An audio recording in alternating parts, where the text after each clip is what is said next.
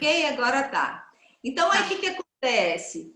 A gente tem, então, que pensar a neuropsicologia dentro desse princípio. Como que eu vou entender as disfunções que acontecem no comportamento, na linguagem, no aprendizado do indivíduo que tem a ver com comprometimento neurológico importante, tá?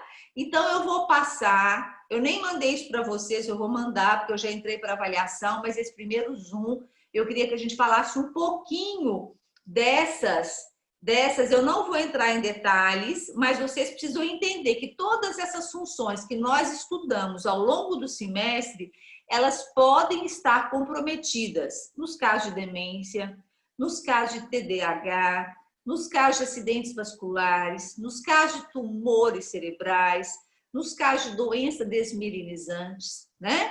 Então, hoje, um profissional que tem sido muito requisitado é o neuropsicólogo, que é o profissional que vai utilizar de bateria de testes para comprovar, né, a disfunção que esse paciente apresenta. Então, hoje, os neurologistas que vem trabalhando com demência ou que vem trabalhando com TDAH, crianças com dificuldades de aprendizagem, são, né, unânimes hoje. A indicação prioritária dos neurologistas hoje é para o neuropsicólogo, para que ele possa fazer uma bateria de testes e confirmar, através dessas avaliações bem específicas, onde que está a disfunção desse indivíduo. Qual a maior disfunção? Onde que a reabilitação neuropsicológica tem que vir para poder atuar e ser eficiente naquele determinado aspecto que está sendo comprometido. Então, da mesma forma que a gente estudou, a sensação tem um lugar, a percepção outra, a cognição, a memória, a linguagem, o raciocínio, a gente vai ver que as avaliações neuropsicológicas, elas visam exatamente avaliar esses, né, esses pontos que são funções do psiquismo, do córtex cerebral, que porventura podem estar em disfunção, estar, né, dando um comportamento que seja um comportamento inadequado para esse indivíduo, tá? Então, a gente vai ver rapidinho, eu vou passar por elas, para vocês verem quais que são as disfunções, mas, por exemplo, nós temos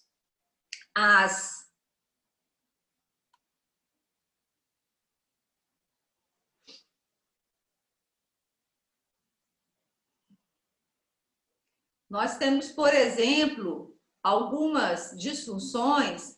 Quando a gente viu funções executivas, nós já falamos das síndromes desexecutivas, não sei se vocês se lembram. As funções executivas, que foi do exercício de vocês, lembrar que são funções do pré-cortical, né, do pré-frontal, da região cortical pré-frontal, e as disfunções desexecutivas é aquela pessoa que vai apresentar pouco planejamento, dificuldade na iniciação, dificuldade no sequenciamento, dificuldade... Gente, não quer pregar isso aqui hoje? Tá difícil, viu? Dificuldades, né, na questão da personalidade, a gente vai ver que tem algumas alterações de personalidade, de regras sociais. Então, a gente vai ver que as funções executivas, então, todas as vezes que você ouvir falar fulano tem uma disfunção executiva, desexecutiva, avaliada por um neuropsicólogo, eu espero que vocês já consigam compreender, então, que é uma disfunção pré-frontal, tá? Então, essa ideia é uma localização das síndromes, das disfunções, para que a gente possa intervir do ponto de vista neuropsicológico, tá? Essa disciplina, ela, na verdade, era só uma pincelada, porque eu sou professora da pós da neuropsicologia. Quando a gente dá aula na neuropsicologia, na pós, a gente entra muito profundamente no córtex cerebral. Eu não sou psicóloga, então o que acontece? Quando eu entro na base da neuropsicologia, mas quando vai chegando do meio para o final do curso de especialização, ele é um curso voltado para estudo das baterias e testes neuropsicológicos. Isso é uma atribuição única e exclusiva do psicólogo, tá? Então, assim, eu tive um problema muito grande no meu mestrado, porque eu avaliei a prematuridade, e para avaliar a prematuridade, eu tinha que utilizar testes cognitivos, e eu queria usar o VISC, né? O que aconteceu? Eu tive que arrumar uma co-orientadora da Fafiche para que o CRP me permitisse ser treinada para avaliar 2 itens, só 2 itens do VISC, né? Então, assim, é uma atribuição exclusivamente do psicólogo. É uma área que eu acho que é uma área que vale a pena, quem gosta de neuro, é uma área que vale a pena investir. Nunca se teve tanto TDAH na história, nunca se teve tanta dificuldade de aprendizagem, nunca se teve tantas demências, né? À medida que a população vai ter uma longevidade, que vai vivendo mais tempo, a possibilidade de nós termos casos de demência aumenta na mesma proporção. Então, nós temos muito hoje busca, procura de neuropsicólogos para que faça a avaliação neuropsicológica e a reabilitação neuropsicológica. Tá? Eu trabalho com demência, e aí como é que a gente trabalha? O neuro passa para o neuropsicólogo faz toda a bateria e manda para a gente fazer a reabilitação, tá? E o psicólogo também faz essa reabilitação, ok? Então, o que acontece? A gente viu, se eu tenho funções executivas, se eu tenho alterações, eu vou ter síndromes disexecutivas. Se eu tenho a leitura, se a pessoa tem dificuldade para ler, ela vai ter dislexia. Se a pessoa tem a linguagem e apresenta disfunções na linguagem, ela pode ter o que a gente chama de afasia, seja de Wernicke ou de Broca. Não sei se vocês lembram, mas Wernicke, a área de Wernicke é uma área relacionada ao simbolismo da linguagem. Então, se eu tenho uma afasia de Wernicke, é uma afasia gravíssima, porque a pessoa perdeu os simbolismos. Então, ela olha um copo aqui, mas ela não lembra mais o nome disso, que é copo. O simbólico se perde, o conhecimento se perde. Então, eu pergunto para a pessoa, você está com sede? Ela fala, eu não vou assistir aula hoje. Ela não compreendeu o que você perguntou, ela não conseguiu elaborar uma resposta e falou qualquer coisa. Isso é a afasia de Wernicke.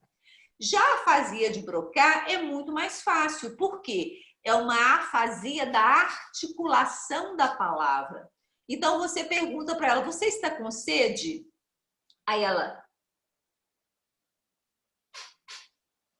sacode a cabeça, ela compreendeu o que você perguntou, só que ela não consegue falar.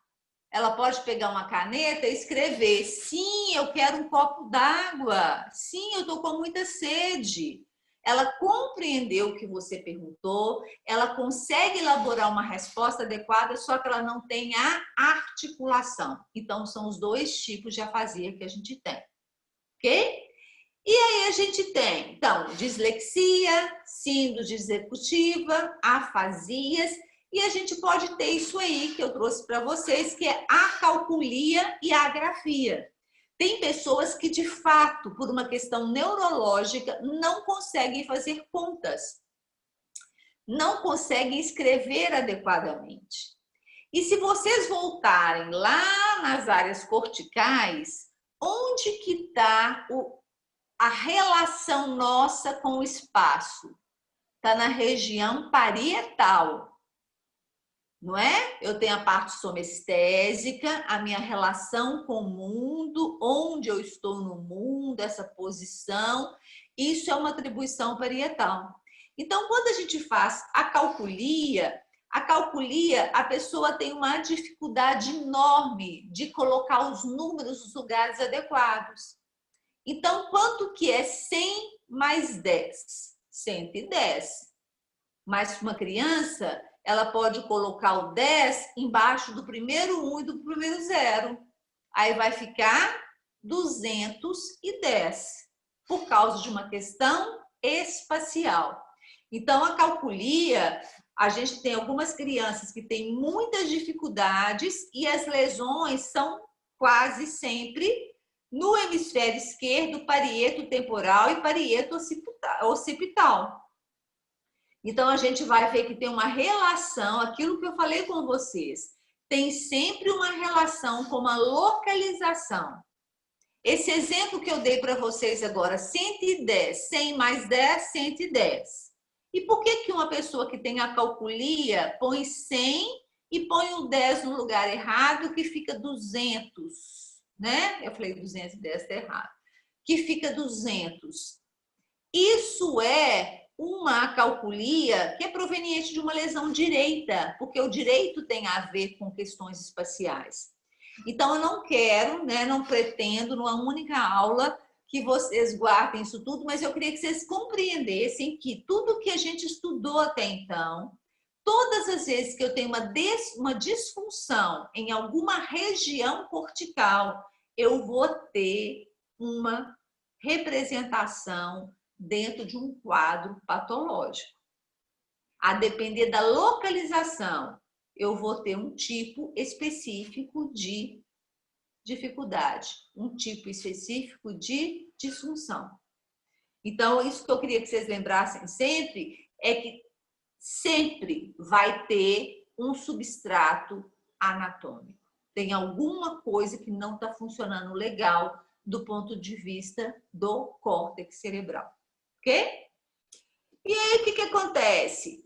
A calculia, por exemplo, quais são os sintomas que as pessoas com a calculia têm? Fraca capacidade para contar, fraca compreensão, se confundem com sinais matemáticos, é difícil compreender o que é mais, o que é menos, o que é multiplicação, troca a ordem dos números quando copia ou escrita, né? Faz o espelhamento dos números, dificuldade em realizar adições, subtrações, multiplicações, em compreender o valor das moedas, de diferenciar direita e esquerda, diferenciar e tentar estimar a distância de um determinado local. Então, a gente vai ver que a calculia, ela tem um impacto, sim, na vida diária dessas pessoas. E aí a gente vai ver que tanto a calculia, quanto a dislexia, quanto a afasia, as síndromes desexecutivas, todas vão ter um impacto na vida diária dessas pessoas, tá? Por isso, a intervenção fundamental do neuropsicólogo, que é para tentar fazer essa reabilitação, esse treinamento, para que essa pessoa possa ter uma eficácia maior.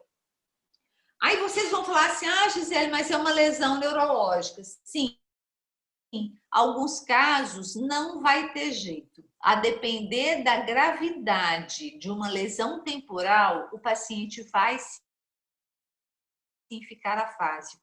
O que o neuropsicólogo faz é tentar alternativas, né? Então, junto com o fonoaudiólogo, eles vão repensar alternativas de comunicação para esse indivíduo.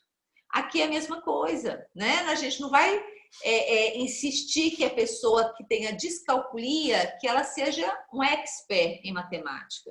Mas a gente pode adaptar a questão de calculadoras, qualificar a sua vida, o seu dia a dia, para que essa disfunção não tenha um impacto tão prejudicial. É isso que o neuropsicólogo faz, tá? E aí a gente tem a questão da escrita, então a gente vai ver que vai ter um impacto tanto na questão da matemática, dos cálculos, como a gente pode também ter as disgrafias ou agrafias, né? Então, a agrafia, por exemplo, tem a ver com as afasias. Então, eu posso ter pessoas com dificuldades para escrever de Broca ou de Wernicke, né? Que aparece junto com distúrbio de linguagem oral. Há muitos erros ortográficos e gramaticais associados às hemiplegias, escrita lenta, abreviada, omissão de letras. Então, tá vendo que vai ser sempre decorrente de um quadro neurológico. São sequelas de um quadro neurológico. ou agrafias de verme, que então a grafia é o quê? A pessoa não consegue, de fato, escrever. Mas a gente tem as disgrafias, né? Aí estão, né, as agrafias, a gente não consegue entender absolutamente nada, né? E a gente tem as disgrafias, que é quando a pessoa não consegue escrever, mas ela escreve de uma forma muito errada, de muita pouca compreensão, tá?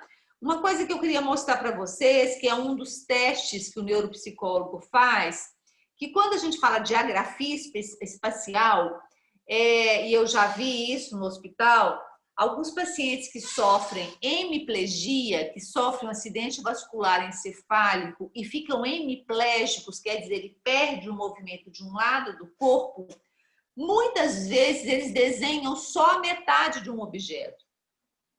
É uma grafia espacial decorrente de um negligenciamento de um hemicorpo.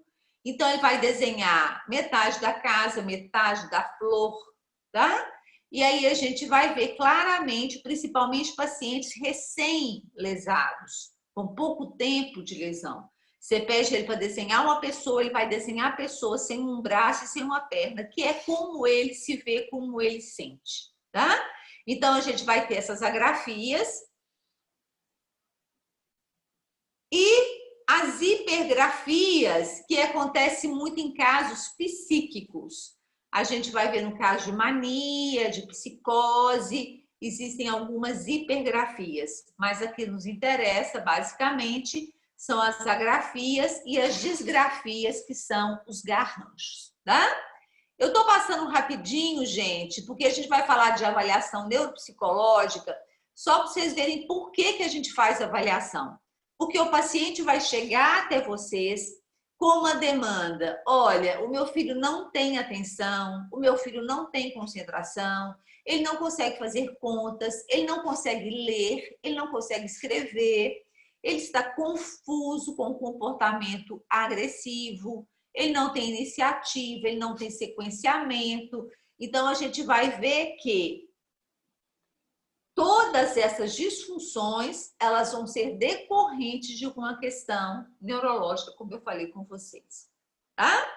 Uma outra importante que a gente vê nos quadros neurológicos são as apraxias. O que é praxis? São todos os movimentos voluntários que a gente faz, né? Apraxia de vestir uma roupa, de tomar um banho, de comer. Então, a gente vai ver que alguns pacientes neurológicos vão apresentar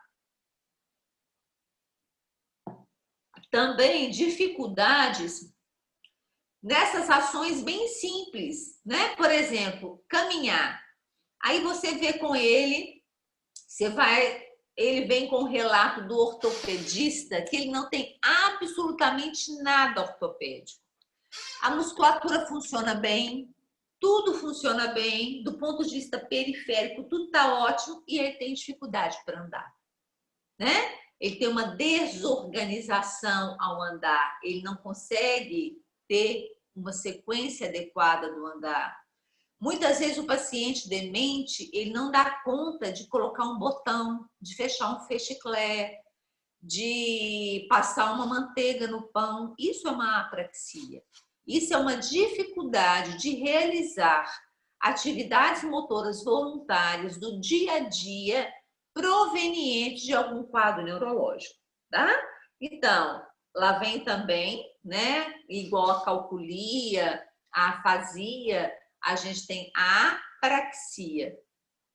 Então, as apraxias, elas são decorrentes de uma incapacidade de elaborar o movimento. Não tem nada a ver com paralisia, com perda de sensibilidade, com alteração de tônus muscular, não tem nada a ver. Gente, o trem não para não, meu celular hoje tá difícil. A ver...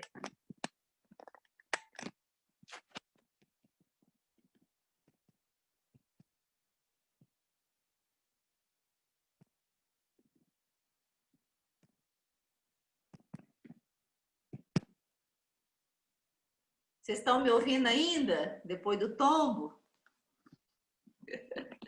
Aí o que acontece? Não tem nada a ver com disfunções neurológicas, não, tá? Ó, não tem nada a ver com disfunções periféricas.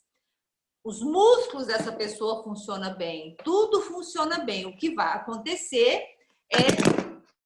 Eu vou ter que ficar segurando, não vai ter jeito agora não. E aí, o que acontece? Isso, gente, é porque, como eu não estava dando aula, eu desmontei aqui e hoje eu tive que montar as pressas de novo. Eu tinha esquecido disso, que estava desmontado. E aí, o que acontece? Nós vemos muito casos neurológicos de pacientes que a família chega e fala, olha, ele não consegue mais se organizar para vestir a roupa, ele não compreende que uma perna é num lado da calça e a outra da outra calça. Então, eles vestem as duas pernas num lado só. Eles vestem os dois braços, fica tentando colocar os dois braços no mesmo lado da manga. Ele veste a roupa com os botões, a camisa com os botões para trás e não consegue compreender como que é abotoar. Então, é um paciente que no dia a dia a gente vê isso muito em demência, a gente vê isso muito em sequelas de acidente vascular cerebral, que são disfunções que acontecem provenientes de alguma lesão neurológica, como eu falei com vocês. Ainda está aí, né? Porque para mim aqui deu uma sumida. Apareceu para vocês? É porque acabou o nosso Zoom, né?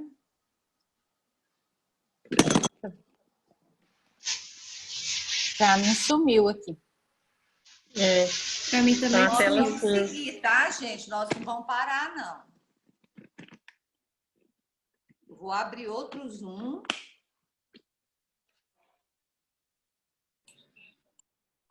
Gisele, você tá como João Vitor?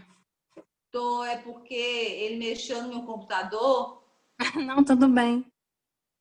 E ele estava fazendo um trabalho de escola e ficou como João Vitor aqui agora. Tá bom. Aí ele que entrou para mim. Vamos lá, voltou, né? Então, olha lá. Apraxia ideomotora, ideatória, construtiva, no vestir e na marcha, tá? O que acontece com uma ideomotora? Acontece o quê? Você pede o paciente, por exemplo, assim, faz continência. Todos nós sabemos que fazer continência é assim, ele não dá conta de fazer essas coisas que são coisas básicas, né? Faz tinino, bate palma. Você faz um comando e ele não consegue fazer esse movimento voluntário básico, corriqueiro, que qualquer criança saberia fazer. A ideatória, o que acontece com a ideatória? As pessoas não conseguem compreender que o pente é para pentear o cabelo. Ela acaba pegando a escova de dente para escovar o cabelo. Ela pode pegar um copo, né, e achar que o copo é para pegar a comida. Então, eles fazem uma confusão porque eles não têm a compreensão da praxia, do movimento que é para ser feito com aquele determinado objeto para determinado fim. Então, a gente vai ver que existe uma confusão entre a ação motora, que seria voluntária, que está lá na área ali, olha, né? A gente viu, que fica na área 4 ali de Brodmann, que fica no sulco ali, na frente do sulco do somestésico. Naquela região é que eu vou elaborar toda a minha movimentação voluntária. Tem alguma questão ali naquela região que impeça essa pessoa de elaborar um movimento voluntário que seja adequado. E olha como é que é confuso, que para eu saber que o pente penteia o cabelo, isso está em Wernicke. Existe uma associação, né, dessas regiões para que eu tenha uma ação motora mais satisfatória possível. E aí existem essas apraxias que dificultam essa pessoa de entender ou um gesto, o que significam os gestos motores, ou como que eu como que eu utilizo um determinado objeto, seja uma escova de dente, seja um pente, para que serve. Além disso, eu tenho a apraxia construtiva, ele não consegue desenhar. A gente tem alguns testes específicos para avaliar a apraxia. E a apraxia no vestir, ele não compreende as peças da roupa e como utilizá-las. Então, a gente vai ver que é um paciente que precisa de um apoio quase que o tempo todo e acaba que a gente tem testes específicos para avaliar as apraxias e ter uma reabilitação para tentar minimizar o desconforto que é essas pessoas que apresentam esses AS, né? O que é AS? A disfunção. A disfunção no movimento voluntário, a disfunção na linguagem, a disfunção no cálculo, a disfunção na leitura, a disfunção nas funções executivas. Então, a gente tem que compreender corticalmente como que isso acontece para que a gente possa, de fato, auxiliar essas pessoas com essas disfunções. Eu só queria passar esse rapidão, então foi bem rápido mesmo para vocês, só para vocês verem que tudo que a gente viu em termos de percepção, cognição, memória, comportamento, função executiva, linguagem e movimento voluntário pode dar errado em algum momento da vida da pessoa. Em função de lesões neurológicas, isso pode levar a um comprometimento importante da qualidade de vida dessa pessoa. E é aí que entra a neuropsicologia. Então, eu queria só dar essa introduzida, porque eu vou falar como que vocês trabalham na avaliação neuropsicológica e como que são as baterias de testes que são utilizados. Como eu falei com vocês, a gente não vai aprofundar, nem iria mesmo se a gente tivesse de todas as aulas nas baterias, porque a ideia do aprofundamento das baterias é exatamente numa pós em que vocês vão escolher que tipo de bateria de testes que você quer se qualificar. São testes caros, alguns deles, nem todo psicólogo tem todos esses testes. O próprio, quando você compra o teste, alguns são tão caros que ele já te dá todo o treinamento. Então, a gente vai terminar agora, o nosso tempo está acabando. E aí a gente vai fazer o seguinte, a gente vai ver a questão da avaliação neuropsicológica e a questão das baterias neuropsicológicas, tá? Eu queria que vocês tivessem paciência para que a gente conseguisse ver esses dois conteúdos ainda hoje, tá? Esse primeiro foi rapidão, porque eu só queria que vocês entendessem que tudo que a gente viu pode se comprometer a depender da lesão que essa pessoa tem. Outro aspecto importante que eu queria ressaltar para vocês são as questões das demências. A gente sabe que as demências elas têm trazido sérios prejuízos cognitivos, comportamentais e de linguagem. A gente tem 3 tipos básicos de demência, né? Que é a frontotemporal. Então, por isso que eu queria que vocês soubessem toda essa parte cortical. Então, a gente tem a demência frontotemporal, a gente tem a demência de Alzheimer e a gente tem corpos de Levy, né? De uma forma geral, elas interferem na cognição desse indivíduo, na perda de memória, no comportamento. E aí, a gente tem vários testes, a gente vai ver o Mini-Mental, que é um teste que qualquer um de nós, não precisa ser psicólogo, vocês poderão fazê-lo para treinar em algumas pessoas da família de vocês, porque ele não requer nenhum treinamento específico. E já é um teste que nos dá um balizamento de como que estão as funções cognitivas desse indivíduo, tá? Então, a gente vai falar um pouquinho do Mini-Mental e vai falar das avaliações neuropsicológicas, ok? Eu vou abrir novo Zoom, que agora a gente tem só um minutinho aqui, a gente encerra esse. Eu vou abrir outro e eu falei com vocês, né, olha, da apraxia da marcha, da apraxia facial eu não falei, mas tem pessoas que têm dificuldade de compreender ou de fazer essa musculatura que a gente faz, a depender de como a gente conversa, né? Então, eu estou passando rapidinho só para vocês verem como que essas funções podem ficar comprometidas, ok? Então, eu vou encerrar aqui, aí a gente volta agora, tá bom?